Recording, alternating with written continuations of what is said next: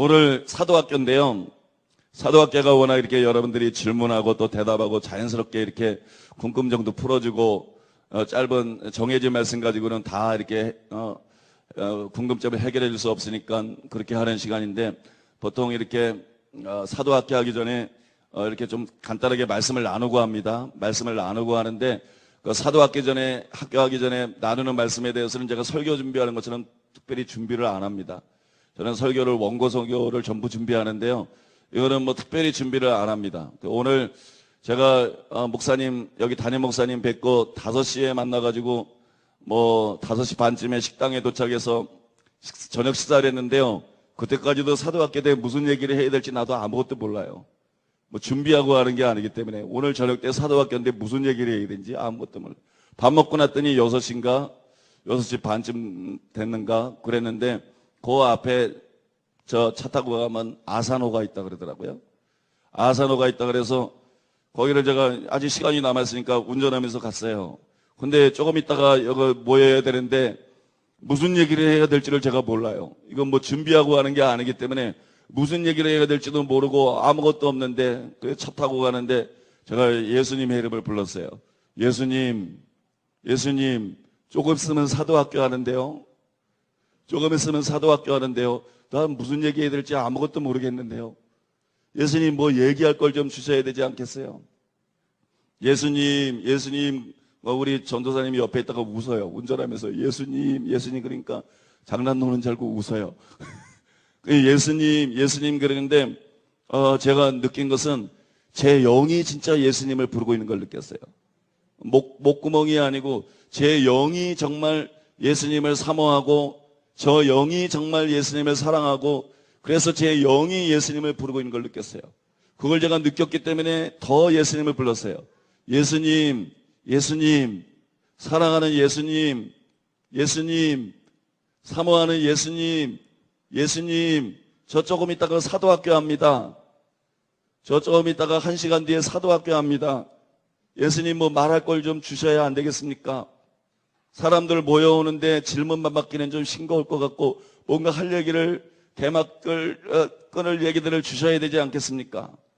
그리고 이제 운전을 딱 하고 거의 돌아올 때쯤 됐는데 제가 이렇게 혼자 그러고 있는데 갑자기 예수님께서 말씀을 주세요. 예수님께서 말씀을 주시고 그래가지고 됐다. 오늘은 이제 이거를 말하면 되겠다.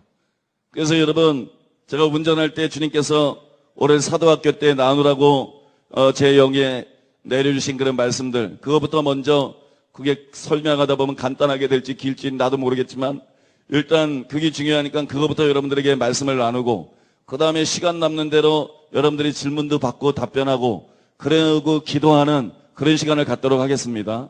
그렇게 오늘 시간을 갖도록 하겠습니다. 오늘 주님께서 제게 주신 말씀은요. 거룩에 대한 거였어요. 거룩. 따라해 보시기 바랍니다. 거룩. 히브리서 12장 14절에 보면 모든 사람으로 더불어 화평함과 거룩함을 좇으라. 이것이 없이는 아무도 주를 보지 못하리라. 주님을 보려고 그러면 거룩해야 됩니다. 주님을 보려고 그러면 의롭다함을 받을 뿐만 아니라 거룩해야 됩니다. 구원을 받을 뿐만 아니라 구원을 이뤄가야 됩니다. 두렵고 떨림으로 너희 구원을 이루라. 거룩함을 좇으라. 이것이 없이는 아무도 주를 보지 못하리라. 사람이 완전히 거룩해야 주님을 뵙게 된다는 게 아니에요. 적어도 거룩함을 좇아야 된다는 거예요. 거룩함을 좇아라. 여러분 저는 정말 어제도 말씀드렸지만 충격적인 것이 신앙생활하는 사람들은 물론이고 심지어는 목회자들까지도 얼마나 거룩하지 않은가가 아니고 얼마나 거룩에 관심이 없는가. 얼마나 거룩을 좇지 않고 있는가. 거기에 대해서 충격을 느끼고요. 거기에 대해서 의분을 느낍니다. 거기에 대해서 강력한 의분을 느낍니다. 어떻게 예수 믿는 데는 사람들이 이렇게 거룩하지 않은 건 둘째고 거룩을 추구하지 않는가. 어떻게 목회자들이 이렇게 거룩하지 않은 건 둘째고 거룩을 추구하지 않는가. 여러분 확실히 기억하셔야 됩니다. 거룩을 추구하지 않는 자들은 다 가짜입니다. 신앙생활을 얼마나 했든지 성경을 얼마나 알든지 직분이 뭐든지 신앙생활하면서 교회 안에서는 암만 성경 공부하고 봉사하고 여러 가지 기도하는데 열심히 낼지 모르지만 거룩을 추구하지 않는 사람, 이 사람들은 전부 가짜입니다. 신자들 중에서도 거룩을 추구하지 않는 사람은 100% 다 가짜입니다. 목사들 중에서도 거룩을 추구하지 않는 사람들은 100% 지옥 갑니다. 그건 다 100% 사꾼입니다. 그건 다 100% 가짜입니다. 여러분, 거룩을 추구하시길 바랍니다. 모든 사람으로 더불어 화평함과 거룩함을 쫓으라. 이것이 없이는 주를 보지 못하리라. 아무도 주를 보지 못하리라. 아무도라는 말은 목사도 그런 말이에요. 장로도, 권사도, 집사도, 성경을 많이 하는 사람도, 은사를 많이 받은 사람도 뭐 다 갖다 붙일 수 있습니다. 거룩함을 쫓으라. 이것이 없이는 아무도 주를 보지 못하리라. 여러분, 거룩함을 좇고 있습니까? 여러분, 거룩함을 추구하고 있습니까? 여러분은 정말 거룩하기를 원하십니까? 여러분은 정말 거룩해지기 위해서 바울처럼 자기 몸을 쳐서 복종시킵니까? 여러분의 관심이 정말 잘 사는 게 아니라 거룩해지는 겁니까? 여러분의 관심이 그냥 큰 교회 목회하는 게 아니라 거룩해지는 겁니까? 이거부터 점검해 보시고 넘어가시기 바랍니다. 여러분, 반드시 거룩함을 좇는 사람이 되어야 돼요. 믿습니까? 거룩함을 좇는 사람이 되십시오. 거룩함을 좇는 사람이 되십시오. 하나님의 이 시대에 거룩함을 추구하는 사람을 찾으십니다. 거룩하지 않아도 좋아요. 거룩을 추구하는 사람을 찾으십니다. 선한 싸움을 싸우는 사람을 찾으십니다. 여러분, 절대적으로 거룩을 추구하는 사람 되세요. 거룩함을 쫓으라. 이것이 없이는 아무도 주를 보지 못하리라. 그렇게 말씀했어요. 계시록 20장 6절에 보니까는 그렇게 나와 있습니다. 첫째 부활에 참여하는 자들은 복이 있고 거룩하도다. 첫째 부활에 참여하는 사람만 천국 들어가는 건데요. 첫째 부활에 참여하지 못하면 그게 생명의 부활이고, 둘째 부활은 심판의 부활이고 사망의 부활이기 때문에 다 지옥 가는 건데요. 첫째 부활에 참여하는 자들은 복이 있고 거룩하도다 그랬습니다. 믿습니까? 첫째 부활에 참여하는 자들은 복이 있고 거룩하도다. 여러분, 거룩의 중요성을 분명하게 깨닫게 되시기를 바랍니다. 거룩의 중요성을 분명하게 깨닫고 거룩을 추구하시고 거룩한 자가 되시기를 바랍니다. 그러면 여러분, 우리가 반드시 거룩해져야 되겠는데 어떻게 해야 거룩해질 수 있어요? 우리가 어떻게 해야 거룩해질 수가 있을까요? 우리가 어떻게 해야 거룩해질 수가 있을까요? 디모데전서 4장 5절에 보면 여러분 잘 아는 말씀이 나와 있죠. 하나님의 말씀과 기도로 거룩하여 지면이라. 하나님의 말씀과 기도로 거룩하여 지면이라. 이게 여러분 식사기도입니다. 문맥에 의해서는 우리가 거룩해지는 것과 뭐 상관이 없는지도 모르겠어요. 그러나 여러분, 아무튼 이것이 또한 우리가 거룩해지는 비결이기도 합니다. 문맥은 어떻게 됐든지 간에 아무튼 실제적으로 이게 우리가 거룩해지는 비결입니다. 우리가 거룩해지려고 그러면 두 가지 방법이 있는데요. 말씀을 통해서 거룩해집니다. 물로 씻어 말씀으로 깨끗하게 하사 거룩하게 하시고 영광스러운 교회로 세우사. 여러분, 말씀을 통해서 거룩해지는 걸 믿으시기 바랍니다. 두 번째로는 기도를 통해서 거룩해집니다. 믿습니까? 첫째는 말씀을 통해서 거룩해지고 두 번째는 기도를 통해서 거룩해집니다. 여러분, 제가 어제 여기 집회를 마치고 숙소에 갔습니다. 숙소에 가서 마음이 영 편치 않아서 잠이 잘 안 왔어요. 뭐 그렇게 좋은 집회도 어제저녁은 아니었던 것 같고 저도 마음이 좀 많이 상하고 그래서 뭐 잠이 잘 안 오고 그래 가만히 있는데 갑자기 하나님께서 저에게 이렇게 말씀을 주기 시작했어요. 무슨 말씀이었냐면 그 말씀의 제목이 한번 따라해 보시겠습니다. 바울이 전한 복음의 재발견. 그런 제목이었어요. 바울이 전한 복음의 재발견. 바울이 전한 복음의 재발견. 이런 제목으로 말씀을 주시면서 이거를 네가 복음의 기초에 대해서 많이 전했지만 이거 다시 한번 설교로 준비해라. 바울이 전한 복음의 재발견이라는 것을 다시 한번 설교로 준비하고 그 다음에 이걸 책으로 써라. 그래요. 저는 책을 쓸 때 거의 주님의 음성을 듣고 씁니다. 내가 무슨 책을 쓰겠다 이게 없어요. 나는 무슨 책을 쓰겠다 그런 계획도 거의 없습니다. 그냥 주님께서 너 이거 책으로 쓰라 그러면 책으로 씁니다. 책으로 쓰란 말 없으면 그냥 수면에 들어가서 잠잠히 있습니다. 목회만 하고 잠잠히 있습니다. 너 이거 책으로 쓰라 그러면 책으로 씁니다. 근데 바울이 전한 복음의 재발견, 이걸 설교를 하고 이걸 책으로 써라 그러셨어요. 그 다음에 거기에 대해서 계속 저에게 말씀하기 시작했습니다. 여러분, 첫째 날 와셨던 분 한번 손 들어보시기 바랍니다. 첫째 날 집회 오셨던 분들. 감사합니다. 첫째 날 제가 전했던 말씀하고 좀 통하는 말씀인데요. 우리가 구원을 받는데 어떻게 구원을 받는다 그러면 오직 믿음으로 구원받는다. 이런 말이 널리 퍼져 있습니다. 한마디로 말하면 이것은 비성경적인 말입니다. 이건 잘못된 말입니다. 믿음은 절대로 오직 믿음으로 받는 게, 구원은 절대로 오직 믿음으로 받는 게 아니에요. 우리가 율법의 행위로 구원받는 게 아니고 믿음으로 구원받는 거예요. 거기서 오직 믿음이라는 단어를 쓸 수는 있어요. 오직 믿음이라는 단어를 쓸 수는 있고 그런 측면에서 쓴다 그러면 그거는 뭐 성경에 벗어나는 말은 아니에요. 근데 우리가 확실히 알아야 될 것은 성경 안에는 오직 믿음이라는 말이 없다는 것입니다. 여러분, 오직 믿음이라는 것을 주장한 게 마르틴 루터인데요. 마르틴 루터인데, 이 오직 믿음이라면 어디서 나왔느냐? 많은 사람들이 이게 바울에게서 나왔다고 생각해요. 로마서 1장 16절 17절에 보면 나의 의는 오직 믿음으로 말미암아 살리라니까 바울에게서 나왔다고 생각해요. 그리고 바울이 오직 믿음을 가르쳤는데 이제 마르틴 루터가 그걸 재발견해서 오직 구원은 오직 믿음으로 받는다 이렇게 가르친다고 생각해요. 이거는 완전히 착각입니다. 여기 우리 선배님이 계시지만 저는 좀 무식한 편인데 우리 선배님은 켈라어, 시브리어 이런데 신학교 때부터 아주 정통했던 분입니다. 이스라엘의 역사적인 배경, 풍습, 신학 뭐 이런 데 아주 정통한 분이고 또 성서신학을 전공한 분이에요. 이 성서신학을 전공해서 성서신학이라는 건 뭐냐 그러면 교리를 쫓아가는 게 아니에요. 성서신학이라는 것은 모든 걸 내려놓고 정직하게 성경을 보는 것입니다. 정직하게 성경을 보면서 문맥을 통해서 진짜 성경이 말하는 것이 무엇이냐, 이 성경 본문이 진짜 말하는 것이 무엇이냐, 그것만 순수하게 추구하는 그런 신학이 성서신학이에요. 나는 그게 성서신학인 걸 몰랐는데 선배님이 말해줘서 알았어요. 아무튼 그게 성서신학이에요. 그게 굉장히 좋은 신학이에요. 근데 여러분 선배님 말씀에 의하니까 요즘에 성서신학자들 속에 새로운 움직임이 고 있는데 오직 믿음 이거 잘못된 것이다.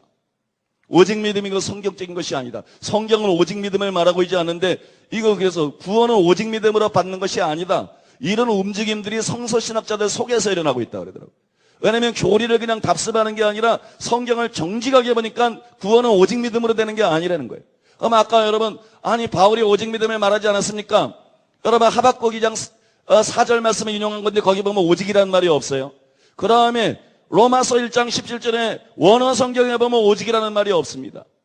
그러니까 성경에 없는 말을 번역자가 더해놓은 것인데 제가 아는 범위 내에서는 한국 성경에만 오직이라는 말이 있고 세계 어느 나라 성경에도 오직 믿음이라는 말이 없습니다. 제가 영어 성경도 확인해보고 멕시코에 가서 복음을 전할 때 그 통역자에게 멕시코 성경도 확인해보고 막 확인해봤는데 진짜로 우리 한국 성경에 오직 믿음으로 되어 있는 것에 오직이라는 단어가 다 없어요. 오직이라는 단어가 없어요. 왜냐하면 원어에 그것이 없기 때문에. 번역자들이 오직 믿음이라는 말에 세뇌가 되어 있었기 때문에 원어에 없는 것을 이게 그런 뜻이라고 생각하고 오직 믿음으로 말미암아 살리라 이렇게 된 거지 성경에는 오직 믿음이라는 말이 없습니다. 있습니까? 성경 원본에 오직 믿음이라는 말이 없어요. 그러면 여러분 중에 어떤 분이 이렇게 말할 거예요. 아니 바울은 주 예수를 믿어라. 그리하면 너와 내 집이 구원을 얻으리라. 그렇게 말하지 않았습니까? 바울이 회개하라고 말하지 않고 주 예수를 믿어라. 그리하면 너와 내 집이 구원을 얻으리라. 그냥 믿음 하나 얘기하지 않았습니까? 그러니까 오직 믿음 아닙니까? 여러분 성경을 똑바로 보셔야 됩니다. 주 예수를 믿어라. 그리하면 너와 내 집이 구원을 얻으리라. 이거 오직 믿음 말하는 거 아닙니다. 왜 오직 믿음 말하는 거 아니냐면요. 사도행전 5장 30절 31절 말씀 한번 펼쳐보시기 바랍니다. 사도행전 5장 30절 31절입니다.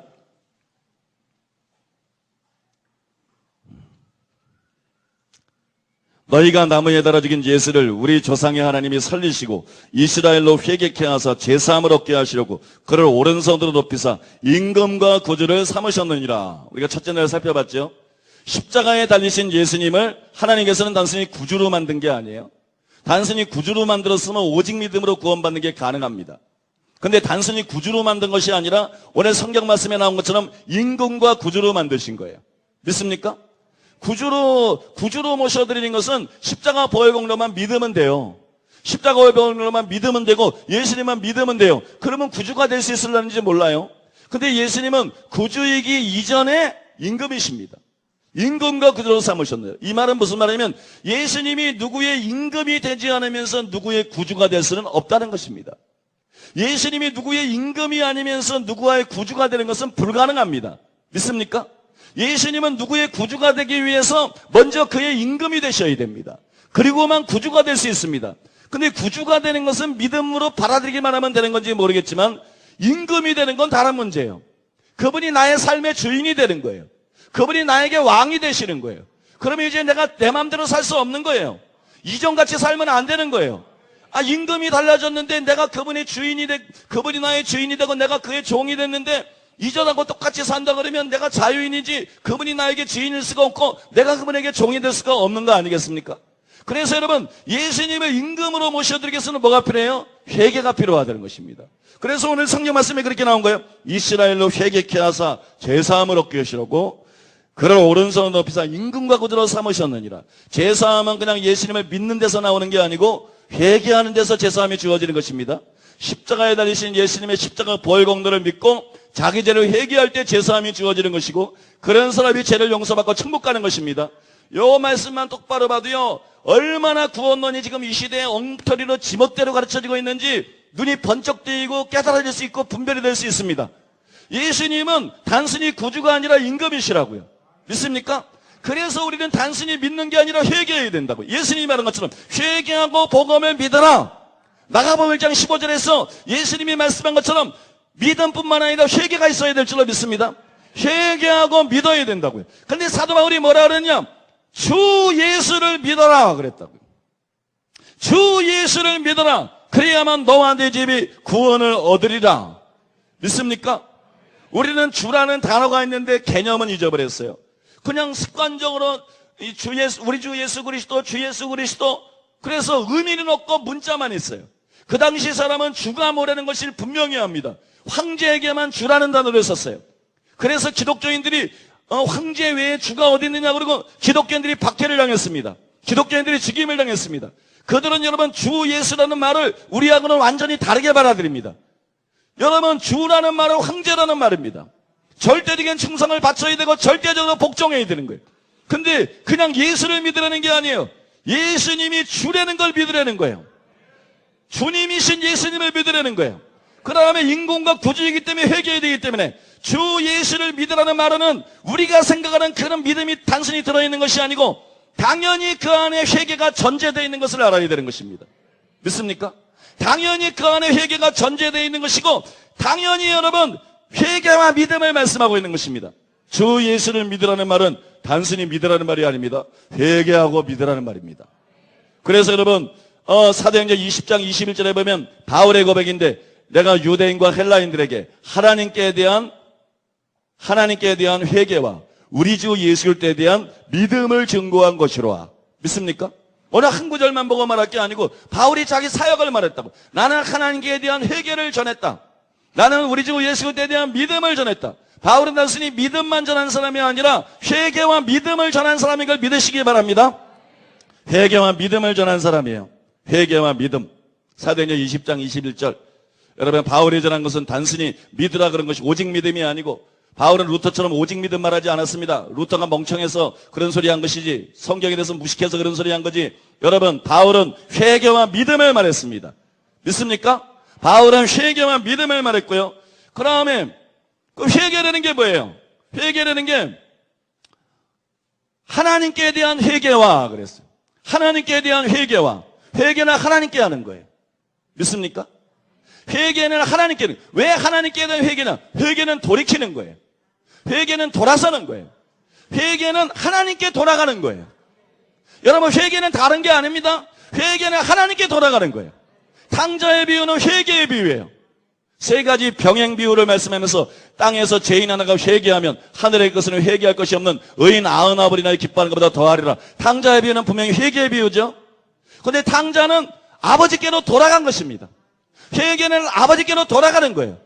여러분 제가 이것이 그럴 필요가 있기 때문에 지금 반복하고 있는데요. 할 얘기가 없어서 이 얘기를 하고 있는 게 아니에요. 그럴 필요가 있어서 반복하고 있는데 여러분 보십시오. 탕자가 아버지를 떠나서 멀리 이방인의 나라로 갔어요. 왜 그랬느냐? 외국이 좋아서 그런 게 아니에요. 캐나다 경치가 좋아서 그런 게 아니고 미국이 살기 좋아서 그런 게 아니에요. 아버지의 간섭에서 벗어나려고 그러는 거예요. 아버지에 상관없이 자기 마음대로 살려고 그런 거예요. 그래서 아버지 곁에서는 그렇게 살 수 없기 때문에, 아버지 권위 아래서 그렇게 살 수 없기 때문에 창기와 함께 재산을 먹어버리고 지멋대로 살라 그런 거예요. 나중에 탕자가 돌아옵니다. 우리는 탕자가 천부여 의지 없어서 손들고 옵니다. 단순히 이렇게만 오는 줄 알아요? 그거 아닙니다. 회개하면서 오는 것입니다. 탕자는 아버지를 떠날 때 자기가 왜 떠났는지 알아요?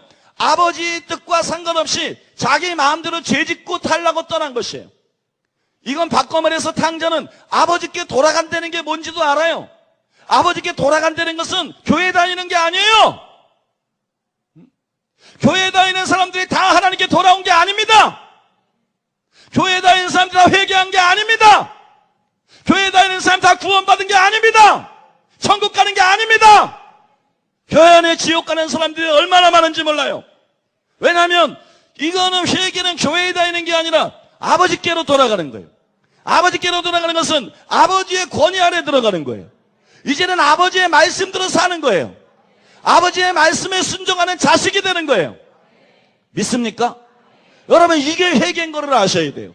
회개라는 것은 뭐 어렵게 말할 필요 없어요. 아버지께 돌아가는 거예요. 내 멋대로 살라고 아버지를 떠났던 사람이 아버지께 돌아가는 거예요. 그래서 아버지의 말씀대로 사는 거예요. 아버지 뜻대로 사는 거예요. 이거 부인할 수 없잖아요.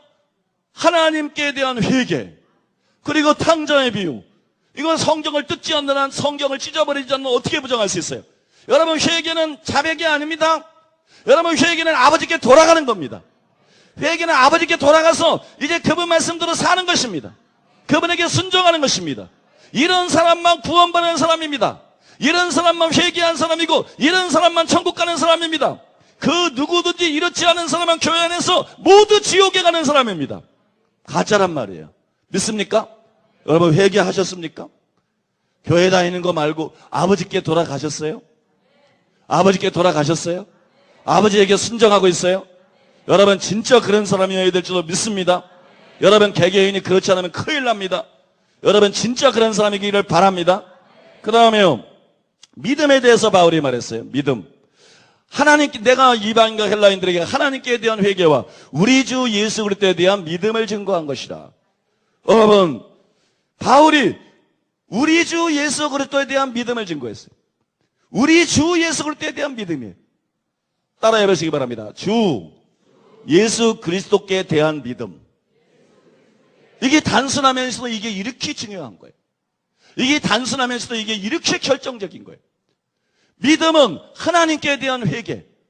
회개는, 믿음은 주 예수 그리스도에 대한 믿음, 구주에 대한 믿음이 아니에요. 인류의 대제사장 되신 예수님에 대한 믿음이 아니에요. 단순히 십자가에 대한 믿음이 아니에요. 십자가에 못 박히신 예수를 하나님이 임금과 구주로 삼으셨느니라. 그러므로 십자가를 통해서, 부활을 통해서 주님이 되신, 하나님의 임금으로 세우신 주 예수를 믿어라. 내 입으로 예수를 주로 시인하며, 여러분, 주 예수 그리스도에 대한 믿음입니다. 여러분, 주 예수 그리스도를 믿어야 돼요. 주 예수를 믿어야 돼요. 예수를 주로 시인해야 돼요. 믿습니까? 주 예수님에 대한 믿음이라고요. 그래서 이 믿음은 말씀드렸죠. 믿음은 믿는 게 아니다. 우리는 믿음을 믿는 거로 착각했어요. 지식은 말 그대로 아는 거고, 복음을 다 들어서 복음의 내용이 뭔지를 아는데 안 믿어져요. 그럼 이건 지식적인 믿음이니까 가짜고. 근데 그게 다 믿어져요. 아, 진짜 다 믿어져요. 그럼 나는 진짜 믿으면 구원받았다. 아니요, 이게 마귀의 자식이에요. 이게 지옥 가는 자예요. 이거 가지고는 천국 못 갑니다. 이게 여러분 믿음이 있노라 하는 것이에요. 지식이 있는 게 아니라 자기는 믿음이 가지고 있기 때문에 난 진짜 믿는다. 난 진짜 믿음이 있다. 난 그거 진짜 믿어진다. 이게 믿음이 있노라 하는 거예요. 근데 이런 사람들이 행함이 안 따르잖아요. 여러분, 실제로 복음 진리가 다 믿어지는데 행함이 안 따르는 사람이 얼마나 많아요. 요것들이 마귀의 자식들이에요. 요것들이 다 쭉쟁이들이에요. 요것들이 다 지옥 갈 자들이에요. 교회 안에서. 내 형제들아, 사람이 만일 믿음이 있노라고 행함이 없으면 무슨 이익이으리요? 그 믿음이 능히 자기를 구원하겠느냐? 여러분, 그러니까 믿음은 믿는 게 아니라는 것입니다. 믿습니까? 믿음은 우리가 생각하는 거 믿는 게 아니에요. 그럼 믿음이라는 건 뭐냐? 믿음이라는 것은 영접하는 것이다. 영접하는 자고 그 이름을 믿는 자들에게. 그게 무슨 얘기냐면 굉장히 중요한 얘기를 제가 첫날에 했습니다. 그 성령께서 설교하는데 갑작스럽게 그 말씀을 주셔가지고 제가 미리 알던 얘기가 아니라 갑작스럽게 성령님의 그런 계시가 임해서 제가 굉장히 중요한 얘기를 했습니다. 예수님이 여기 계셔요. 예수님이 여기 계신데, 예수님이 여기 계셔요. 그리고 예수님이 여기 계신데, 예수님, 나는 예수님이 하나님의 아들인 것을 믿습니다. 예수님, 나는 예수님이 구원자인 걸 믿습니다. 예수님, 나는 예수님이 십자가에서 내 모든 죄를 짊어지고 나신 걸 믿습니다. 부활한 것도 믿습니다. 다시 올 것도 믿습니다. 이게 가짜라는 거예요. 예수님은 내 바깥에 있으면서 예수님을 무슨 연구의 대상처럼, 예수님을 무슨 지식의 대상처럼, 예수님은 바깥에 있으면서 나는 예수님이 하나님의 아들인 걸 믿고 구진 걸 믿고 부활을 믿고 다시 오실 걸 믿고 이런 믿음을 갖고 있으면서 이걸 믿음이라고 착각하는 자가 너무 많다는 거예요. 그게 아니고 믿음이라는 것은 예수님이 내 바깥에 있으면서 예수님은 어떤 분이다 그걸 뭐 진짜 마음으로 믿고 고백, 이게 아니고 이거는 가짜고요. 믿음은 뭐냐면 예수님은 하나님의 아들이세요. 예수님은 메시아이세요. 십자가를 지시고 부활하셨어요. 그래서 임금이 되셨어요. 자, 이제 단순히 구주가 아니라 이분이 임금이란 말입니다. 믿습니까? 두주가 아니라 임금. 한 사람이 두 주인을 섬길 수가 없어요. 그러니까 우리에게 선택이 필요하다는 말이에요. 나는 누구를 선택할 것인가? 나는 누구를 선택할 것인가? 돈을 선택할 거냐? 예수님을 선택할 것이냐? 내 멋대로 사는 나를 선택할 것이냐? 예수님을 나의 주인으로 선택할 것이냐? 믿습니까? 그냥 예수님을 바깥에 두고 예수님에 관해서 전부 알고 내가 그걸 믿습니다. 이게 믿음이 아니라고요. 믿음이라고 하는 것은 선택이라고요. 믿음이라고 하는 것은 결단이라고요. 예수님이 십자가와 부활을 통해서 임금이 되셨는데 그 예수님을 나의 주인으로 내가 선택할 것이냐, 그 예수님을 나의 주인으로 받아들이려고 내가 결단할 것이냐, 이게 믿음인 것입니다. 여호수아서에 보면 너희가 오늘날 섬길 자를 오늘날 택하라, 그런 말씀 있잖아요. 그게 믿음인 것입니다. 나는 누구를 섬기고 살 것인가, 나는 누구를 위해서 살 것인가, 이게 영접이라는 말이에요. 영접 기도를 따라하는 이런 종교 노름 말고요, 영접 기도 따라하는 이런 가짜 종교 노름, 이런 가짜 영접 말고요, 그런 영접 기도나 따라하니까 볼지어도 내가 문 밖에 서서 두드리노니 예수님이 그 안에 없는 거예요. 교회 다니면서 신앙사람들 예수님이 그 안에 없는 거예요. 그리고 지옥에 가는 거예요. 여러분, 그것이 아니고 예수님이 내 밖에 있는 예수님을 어떻게 고백하고 그대로 믿고 인정하는 게 아니고 예수님을 나의 주인으로 선택하고 나의 주인으로 결단하고 모셔드리는 것입니다. 이것이 믿음입니다. 이것이 믿음이기 때문에 나더러 주여 주여 하는 자마다 천국에 다 들어갈 것이 아니다. 예수님을 주라고 배워서 알아서 마음으로라도 믿어서, 여러분 교회 다니는 사람 많지만 이게 다 천국 가는 자가 아니다. 그래서 영접 기도 따라하고 그래서 신앙 고백하지만 이게 다 천국 가는 자가 아니다. 아버지의 뜻대로 행하는 자라야 들어가리라 그런 거예요. 믿음이라는 것은 내 밖에 있는 예수님이 어떻다는 것을, 예수님에 관한 것들을 그냥 믿어주는 게 믿음이 아니고 예수님을 내 삶의 주인으로 모셔드리는 게 믿음이기 때문에, 정말 예수님을 모셔드리면 입으로만 주여 주여 하는 것이 아니라 아버지 말씀대로 살게 되는 것입니다. 이런 사람만이 진정한 그리스도인들이고 이런 사람들만이 천국 갈 줄로 믿습니다. 여러분, 그거 생각해보면 여기 지옥 갈 사람이 얼마나 많겠어요? 그거 생각해보면 여기 지금 지옥 갈 사람이 얼마나 많겠어요? 여기 지옥 갈 사람 많습니다. 여기 지옥 갈 사람 참 많습니다. 사랑하는 여러분, 정신 차리셔야 됩니다. 진짜 회개해야 됩니다. 진짜 믿음을 가져야 됩니다. 여러분, 이런 복음의 기본적인 진리부터 제대로 알고, 회개가 뭔지, 믿음이 무엇인지부터 제대로 알고 신앙생활을 하셔야 돼요. 믿습니까? 그래야 거룩해지는 거예요. 그래야 거룩을 추구하게 되는 거예요. 복음의 기초부터 신들려가지고 뭐 루터가 그러니까는 진짜 성경이 말하는 게 뭔지를 깊이 실험하지도 않고 앵무새처럼 오직 믿음 하니까 신앙 상태가 그만야 아닙니까? 여러분, 달라져야 되는 것입니다. 변화되어야 되는 것입니다. 이제는 여러분 성경대로 말씀을 제대로 알아야 되는 거예요. 말씀을 제대로 알아야 될 줄로 믿습니다. 그리고 여러분 회개해야 될 줄로 믿습니다. 예수님을 주님으로 선택해야 될 줄로 믿습니다. 이것이 여러분 진짜 구원받는 것입니다. 이것이 진짜 기독교인이 되는 것입니다. 종교인이 되지 마시고 진정한 그리스도인이 되시기를 예수님의 이름으로 축복합니다.